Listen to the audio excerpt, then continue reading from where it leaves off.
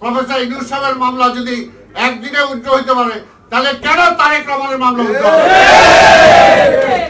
আজকে যদি কথাটা একটু সত্য হলে একটু কঠিন লাগতে পারে, যে আমরা যদি এই সরকার সময় চাচ্ছে, সময় দিলে কি ফ্যাসিবাদ আরো শক্তিশালী হবে, না সময় দিলে তারা বিএনপি কে দুর্বল করবে? কোনটা চাচ্ছে? অনেকেই তো বলেন, মুখ ফুসকে বলেই ফেলেন, এখন তো নির্বাচন দিলে বিএনপি চলে আসবে। হাসিনাও তাই জন্য নির্বাচন দেয় নাই, নিজেই পরিষ্কার করে বলছে, পরিষ্কার আমি ভোট দিব, ওই তারেক আইসা দেশ চালাইবো, এটার লেগে। আজকের এই সরকারের মধ্যে কেউ কেউ কি ওই ভূত তার কাঁধে বসছে কিনা, আজকে এই সরকারকে চিন্তা করতে হবে। যে খায়রুল হক এই সংবিধানকে ছিন্ন ভিন্ন করে হাসিনাকে স্বৈরাচার বানাইলো, ওই খায়রুল হক কই ধরছেন? এখনো তো ধরেন নাই খায়রুল হক।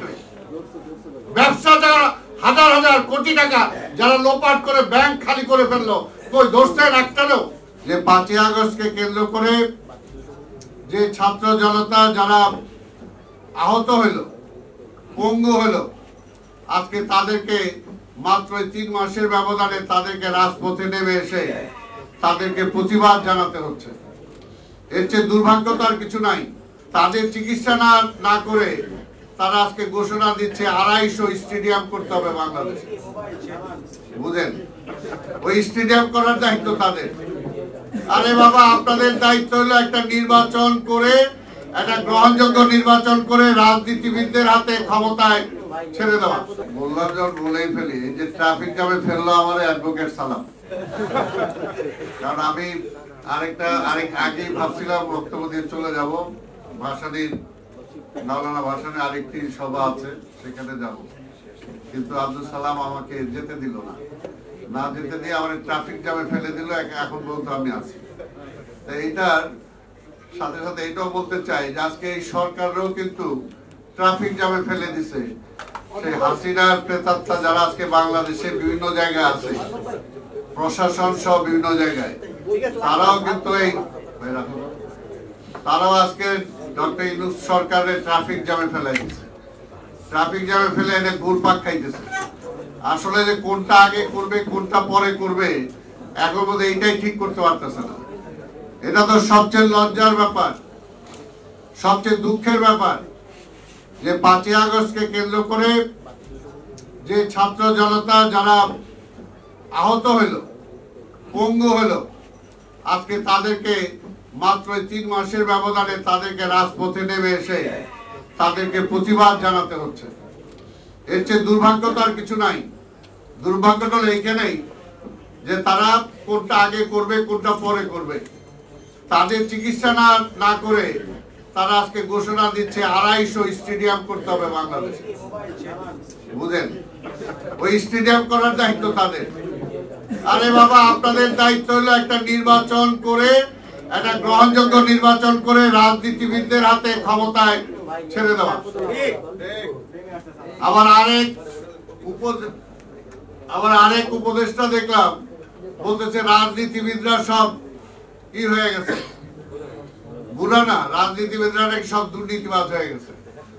দুর্নীতিবাজ রাজনীতিবিদদের তো তারাই পালাই গেছে আওয়ামী লীগ। আর রাজনীতিবিদদের হাতে রাজনীতির ক্ষমতাই ছিল না। সংস্কার করলে ওই জায়গাটা করেন যে রাজনীতিতে যারা আইসা মাস্টারি করে, যারা খবরদারি করে, ওইটা যাতে না হয়।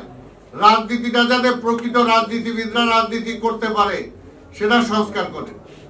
যার যার জায়গাটা আজকে সবাই সব কিছু করে শেষ সময় এসে রাজনীতি করতে চায়, এমপি হইতে চায়, মন্ত্রী হইতে চায়।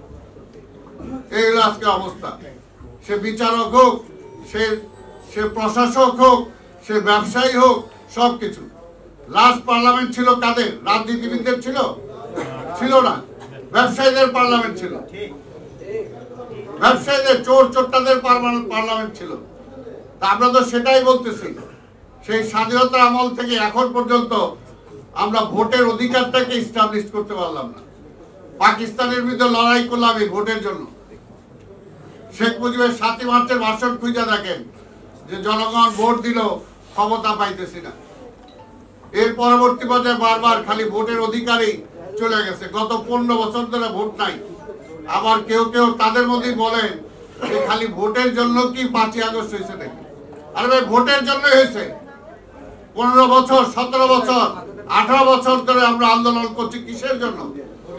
যে মানুষের অধিকার, আমার দেশকে চালাবে, তার সেটাকে আমি ডিসাইড করব, সেটাকে ইন্ডিয়া ডিসাইড করবে? এই কারণেই তো আমরা 17-18 বছর ধরে আমরা আন্দোলন করছি। আমাদের শত শত আমাদের শহীদ হয়েছে, হাজার হাজার গুম হয়েছে, লক্ষ লক্ষ আজকে মামলার আসামি। এখন পর্যন্ত এই সরকার আসার পরও তার কাছে আমাদের মামলা উঠানোর জন্য দেন দরবার করতে হচ্ছে। কেন করতে হচ্ছে? আজকে যদি কথাটা একটু সত্য হলে একটু কঠিন লাগতে পারে, প্রফেসর ইউনূস সাহেবের মামলা যদি একদিনে উঠতে হইতে পারে, তাহলে কেন তারেক রহমানের মামলা উঠতে হবে? আজকে যেমনি এই সরকার বাস্তবতা, এই সরকারকে যেমনি দেশে দরকার, আমরা চাই এই সরকার সফল হোক, ঠিক তেমনি ভাবে আজকে আধিপত্যবাদের বিরুদ্ধে যদি রাজনৈতিক প্রতিরোধ গড়ে তুলতে হয়, তাহলে তারেক রহমানকেও দেশে দরকার।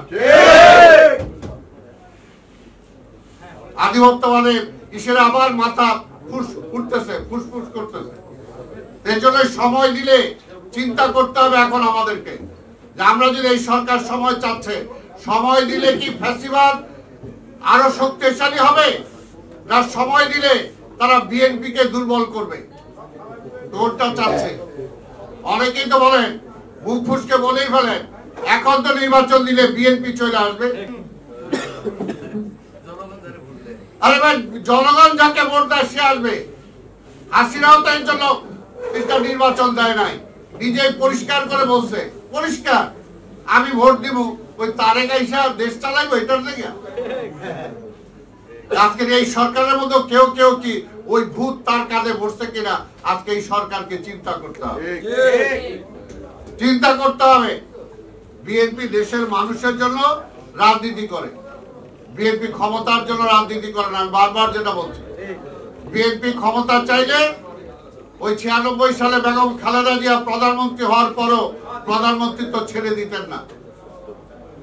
যদি বিএনপি ক্ষমতায় চাইতো এই 5ই আগস্টের পরেও, এই 5ই আগস্টের পরেও, তাহলে বিএনপির নেতৃত্বে আন্দোলনকারী সকল রাজনৈতিক দল এবং ছাত্রদেরকে নিয়ে তাহলে জাতীয় সরকার সেদিনই হইতে পারত। কিন্তু বিএনপি সেটা চায় না। বিএনপি চায় জনগণের ভোটের মাধ্যমেই জনগণ ডিসাইড করবে বিএনপি ক্ষমতায় যাবে না কে যাবে। আরে ভাই, এখনো বুঝেন না? এখনো বুঝেন না? এই দেশে দুইটা ধারা, একটা হলো ভারতীয় আধিপত্যবাদের পক্ষে, আরেকটা হলো বাংলাদেশের জাতীয়তাবাদের পক্ষে। আমরা গণতন্ত্রের পক্ষে, এটাই আমরা করতে চাই।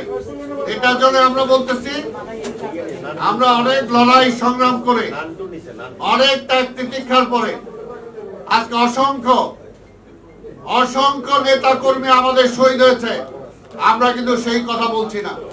আজকে রাজপথে যে সমস্ত আজকে 5ই আগস্টকে কেন্দ্র করে যারা আহত হয়েছে, তার মধ্যে অনেকের বিএনপি আছে, কিন্তু 15-17 বছর ধরে যাদের আমাদের আহত হয়েছে, আমাদের পা চলে গেছে, হাত চলে গেছে, চোখ চলে গেছে, অন্ধ হয়ে গেছে, পঙ্গু হয়ে গেছে, তাদেরকে তো এখন পর্যন্ত আমরা রাস্তায় নামাই নাই।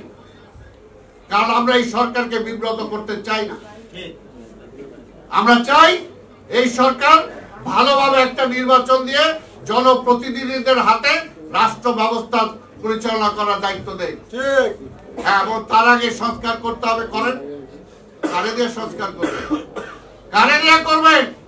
যে খায়রুল হক এই সংবিধানকে ছিন্ন ভিন্ন করে হাসিনাকে স্বৈরাচার বানাইলো, ওই খায়রুল হক কই? ধরছেন? এখনো তো ধরেন নাই খায়রুল হককে। ব্যবসা যারা হাজার হাজার কোটি টাকা যারা লোপাট করে ব্যাংক খালি করে ফেললো, কই ধরছেন একটাও?